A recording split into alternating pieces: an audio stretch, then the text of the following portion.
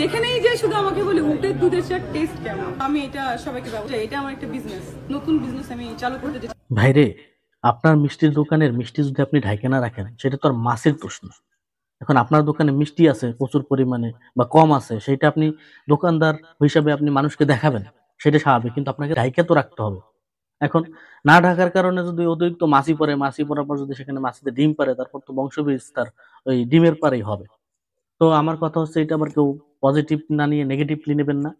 তো এই যে মিষ্টি জান্নাত আপু, তিনি মডেল, তার যে এই যে পোশাক, এই পোশাকটা নাকি বানাইতে 6 লাখ টাকা খরচ করছে। এখন আমার প্রশ্ন হচ্ছে, 6 লাখ টাকা একটা পোশাক বানাইতে খরচ করলেন তিনি, তার পোশাক তৈরিতে কেন কাপড় চুরি করলো? আমার প্রশ্ন হচ্ছে, কাপড় অবশ্যই চুরি করছে, যদি কাপড় চুরি না করতো যে বানাইছে, তাহলে কিন্তু এই অবস্থা তার হইতো না। দেখেন এখন তার হাত দিয়ে পোশাকের যে চাহিদাটা, সেটা কিন্তু তার হাত দিয়ে মিটাইতে হইতেছে। এই যে এটা কিন্তু এক ধরনের অন্যায়। তিনি চাইলে অবজেকশন জানাইতে পারে, কিন্তু তিনি তো অবজেকশন জানাইলো না। তিনি আর উল্টা পিলে বলতেছে তার কাছে নাকি মানুষ জানতে চাইছে উটের দুধের চা কেমন, উটের দুধের চা বিজনেস নাকি করবে নাকি, এইসব নাকি উদ্ভট প্রশ্ন তার কাছে জিজ্ঞেস করছে। এইটা শুনে আমার বন্ধু লালটু, সে তো তোলপার, সে তো আমাকে এসে খোঁচাখুচি করতেছে যে বন্ধু, উটের দুধের চা খাইছস নি? আমি বললাম, রে ভাই, আমি তো উটের দেখিই নাই, আমি জীবনে একবার উট দেখছি, কিন্তু উটের যে দুধের চা হয় সেটা তো আমি কখনো জানি না, আজকেই শুনলাম তোর কাছ থেকে। পরে কয়, আমার কাছ থেকে না?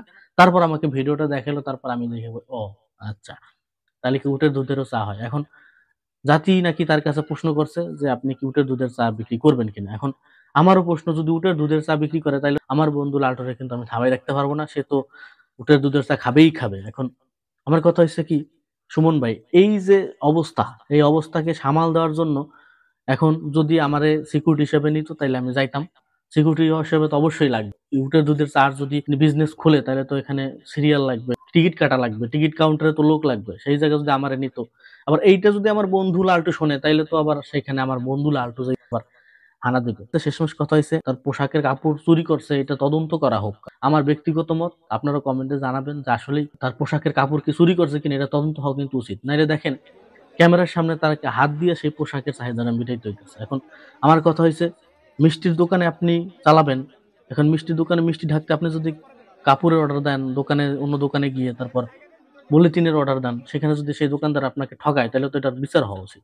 এখন আমার কথা হচ্ছে, এটা আমরা আন্তাজে বললে তো হবে না, এটা একটা সুষ্ঠু তদন্ত হওয়া উচিত। কিন্তু তিনি দেখলাম হাত দিয়ে পোশাকের চাহিদা মিটাইতেছে, কিন্তু এই বিষয়ে তিনি কিছু বললেন না। এখন আমার প্রশ্ন হচ্ছে, এটা কি তিনি ইচ্ছাকৃতভাবে করছেন? তাহলে কেন ভাই?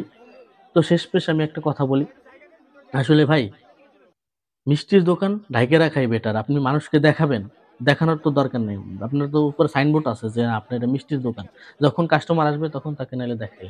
যাই হোক, আমার এই কথাগুলো আবার কেউ নেগেটিভলি নেবেন না, পজিটিভ নেওয়ার চিন্তা ভাবনা করবেন। সবাই ভালো থাকবেন।